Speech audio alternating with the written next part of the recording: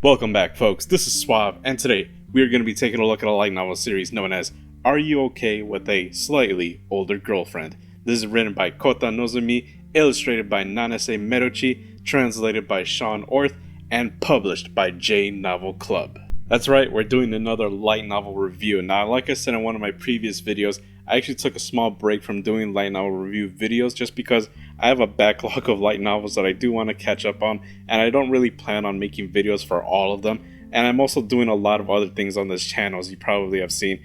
But don't worry, I will still be doing light novel reviews, especially for titles that are somewhat newer, or just some titles that I don't think have had a lot of exposure, and I want to be able to give that exposure on this channel. So those light novel reviews will still be coming, they just won't be coming in the same pace as when I first started this channel. Alright, let's get back to the review. So we have this story in particular. It is a rom-com, slice of life type story, and it is one of those stories that really captures what would happen if you had two main characters. One of them was a young high school guy, and the other one was a much older woman, and they started having a relationship together. So our story revolves around two main characters. We have Momota and Orihara. Momota is a young high school guy. I think he's like 15 years old or something like that. He's just minding his own business on a train on his way to school, and what he sees from a distance is this beautiful young girl in a schoolgirl outfit. Probably I think it's the school from like one of the other private schools. It's like an all-girls school. Anyways, she goes into the train and he can't keep his eyes off of her because she's just so beautiful. She's very curvy, she has long luscious hair, all the stuff, right? So he looks at her, and what he notices something is off a little bit. He sees that she has sort of a scared look to her, like something's wrong. And what he sees is that there's this guy who's sort of behind her, and it's playing the trope of being inside of a crammed Japanese train where the guy is basically groping her and sexually harassing this girl. So Momota has all these feelings going on in his head, and all of a sudden he gets up and he makes a ruckus as to being able to call this guy out. And this leads to some sort of confusion where Orihara really didn't want him to say anything because now all the attention is going to go to her, but she's grateful that he did this in order to get this creep off of him. And so, there's a little story that plays out there.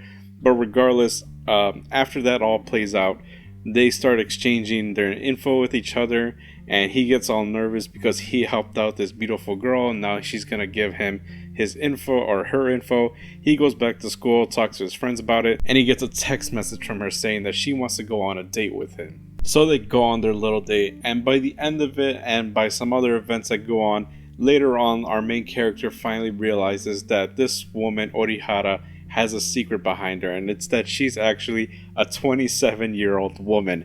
And at first he doesn't know how to comprehend this because there's no way in heck that this relationship could ever work, but he can't stop thinking about her. He wants to make this relationship work because this is something that he really wants. This is supposedly the first girl that he's ever had feelings for, and he wants to declare his love for her. But at the same time, she knows that she can't really make this work, even though deep down inside there's these emotional things going on in her head where Momota's telling her all these things that she wants to hear that she's never heard any other guy say to her before.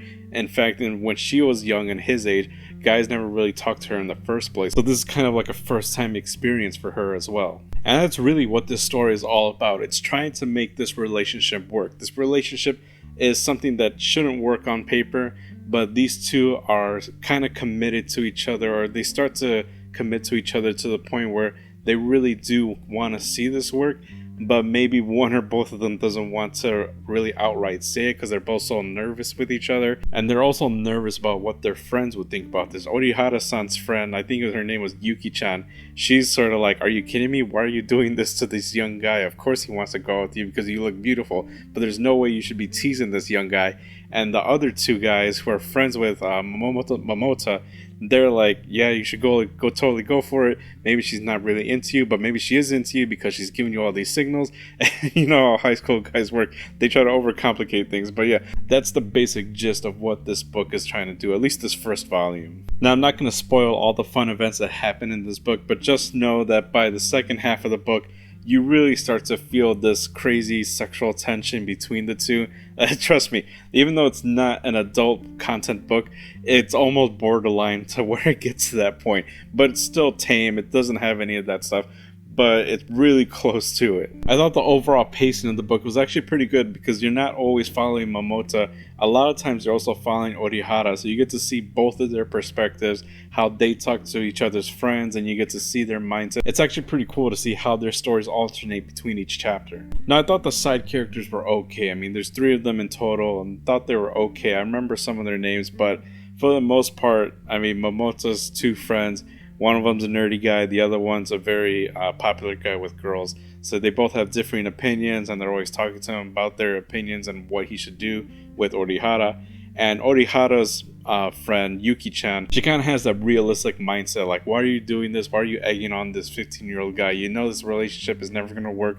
But, you know, if it's in your mind, you might as well just get it out of your system. Just go have one big night with this guy. Just go all out. And so, you know, there's good and bad advice going on between both parties. The side characters are really just there to interact with the main characters so that the main characters can interact with each other using each other's advice. That's really all they're there for. So now we're going to move on to my final verdict. And my final verdict for this title is that it is a solid read. Now, obviously, a title like this is not for everybody. If you got put off just by looking at this title and you don't think you're going to want to read about a relationship between a 15-year-old underage guy and a 27-year-old woman, then obviously this book is not for you. But if you're a little bit on the freaky side and you're interested in this, then I promise you this is something that you don't want to miss out on. Now, that's not to say that this story is about 2 perverts who want to make this relationship work. It's actually far from it. You have very deep, meaningful, and complicated mindsets behind both of these characters. And reading about how those feelings play out and the tension that goes on throughout the whole book is what makes this book worth reading. Post your comments down below. Let me know what you think about this light novel series. And if you like this video, be sure to hit that like and subscribe. We will be putting out more videos like this in the near future. With that being said, I will see you all next time. Bye, everyone.